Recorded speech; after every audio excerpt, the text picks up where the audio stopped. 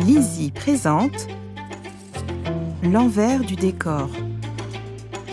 Une nouvelle de Tatiana Deronay, issue du recueil L'envers du décor, lu par Moana Ferré.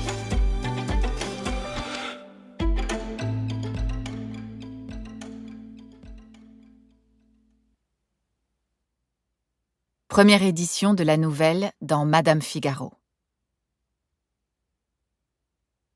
Allongée sur la chaise longue, face à la vue, l'actrice se repose, yeux clos, sourire aux lèvres. Un large chapeau de paille et un parasol protègent sa peau du soleil matinal. Seuls ses longs pieds d'une grande finesse sont exposés aux rayons dorés. Elle aime cette terrasse privée, tout en haut de la vaste bâtisse qui surplombe la ville. On n'entend à peine la clameur des rues ni le trafic, juste le chant des oiseaux et le souffle léger du vent. C'est son dernier jour dans ce festival prestigieux, et ce soir, l'ultime représentation de Lucrèce Borgia, ce rôle qui l'a rendue célèbre et qu'elle a joué tant de fois, sans jamais se lasser.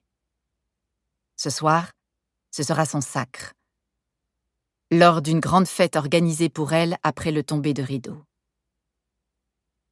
Une jeune fille surgit sur la terrasse, avec un lourd plateau d'argent. Lorsqu'elle avance avec précaution, porcelaine et couverts tintinabulent en douceur. La jeune serveuse sait que Zelda Foxwinter prend du thé vert, un jus d'abricot frais, un yaourt nature et bio, quelques fruits rouges, du miel et du pain au son. Pas de beurre. Elle sait aussi qu'il faut juste qu'elle murmure « Bonjour, mademoiselle », tout bas, c'est tout, pas un mot de plus. Car le matin, l'actrice n'est pas bavarde. Mademoiselle Foxwinter se préserve. Elle ménage sa voix. Cette voix veloutée et mystérieuse que des milliers reconnaissent d'emblée, avec cette légère pointe d'accent britannique qui trahit ses origines, même si elle vit en France depuis plusieurs décennies. « Merci », dit l'actrice sans ouvrir les yeux. La jeune fille disparaît.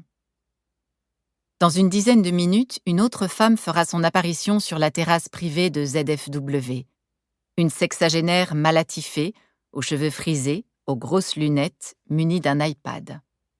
C'est Lydia Mir, l'agent de ZFW, son bras droit, sa confidente. Son infirmière, son coach. Rien ne peut se faire sans l'accord de Lydia Mir.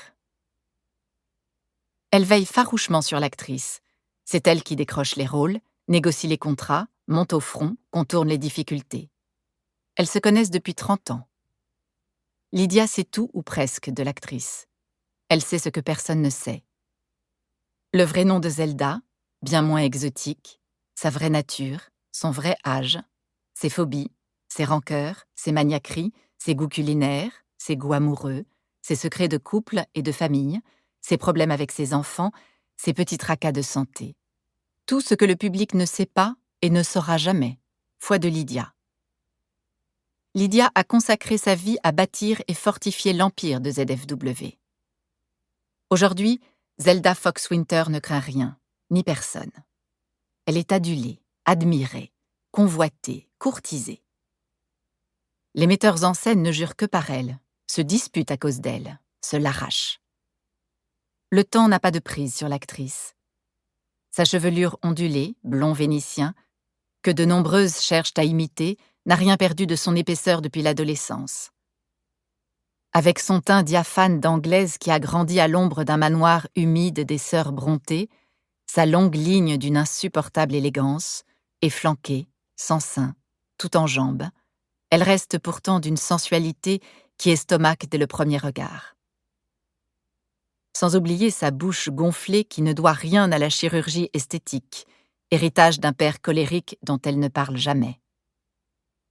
Ses lèvres ourlées, rose pâle, dévoilent des dents du bonheur, nacrées et irrésistibles. Le plus singulier, c'est son regard. Des prunelles sombres. Nous espérons que vous avez apprécié cet aperçu. Pour continuer à écouter ce livre audio sur Google Play Livres, utilisez le lien dans la description de la vidéo.